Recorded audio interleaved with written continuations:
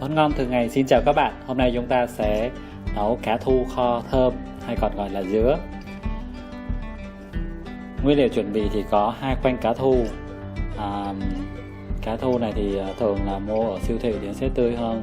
1/2 trái thơm và thêm vào đó là một ít hành lá. Nguyên liệu của món này thì khá là đơn giản.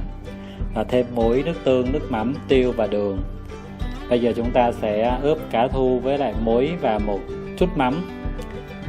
Cá thu thường thì chọn cái khoanh đặc. Chọn khoanh đặc thì khi mà nấu thì nó sẽ ngon hơn. Chúng ta sẽ cá nó sẽ không bị bể. Mắm thì chúng ta chỉ cho một chút xíu thôi nha, không lát chiên nó sẽ rất là bắn. Mình sẽ cho thêm một xíu tiêu nữa này, không nhiều lắm. Chủ yếu là lần ướp này để cho cá nó cứng và khi chiên nó sẽ ngon hơn.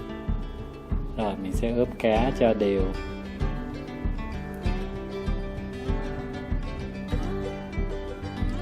Để cho cá thấm gia vị thì mình sẽ tiến hành cắt cái trái thơm. Mình sử dụng 1/2 trái ha. Thơm thì mình sẽ bỏ ruột và cắt thành miếng. Nhiều người thích ăn dày thì cắt tới 5 cm, nhưng mà mình thích ăn mỏng và cho nó thấm luôn cả gia vị và trái thơm nữa. Đặc biệt là thơm mà mình cắt xong thì mình sẽ phải đem đi ướp với đường, nên là trong quá trình mà nấu thì mình sẽ không cần nêm thêm đường nữa, làm cho miếng thơm nó sẽ mềm hơn và nó ngọt hơn nữa. Khi mình ăn miếng thơm trong cá thì nó rất là ngon chứ không có bị mặn quá. Mình sẽ xắt một chút hành lá để lát nữa mình sẽ nêm với lại nêm cho đẹp, cho thơm.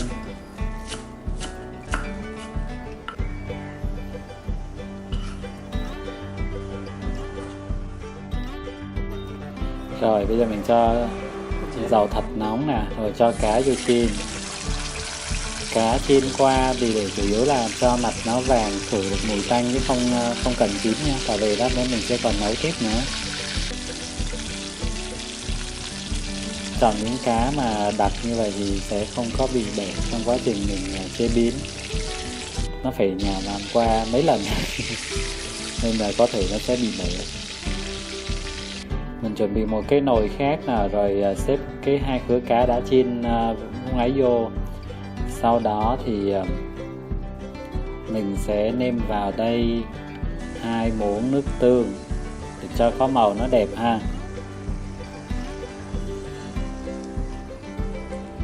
Thêm một muỗng nước mắm nữa.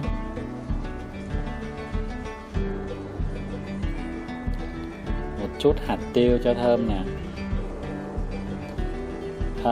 Sau đó mình sẽ nấu cho nó sôi khoảng 2 phút cho gia vị ngấm vô thớ cá đã.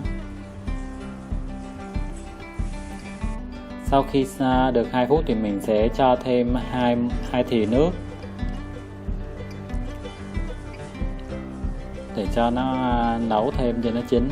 Rồi 1 muỗng dầu ăn để cho nó có vị béo sánh.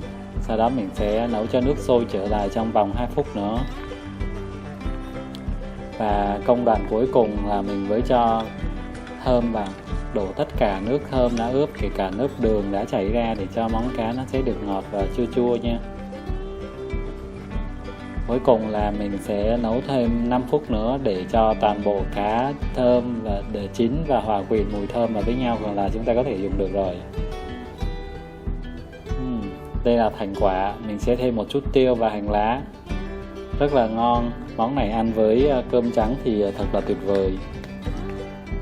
Cảm ơn các bạn đã xem nhé.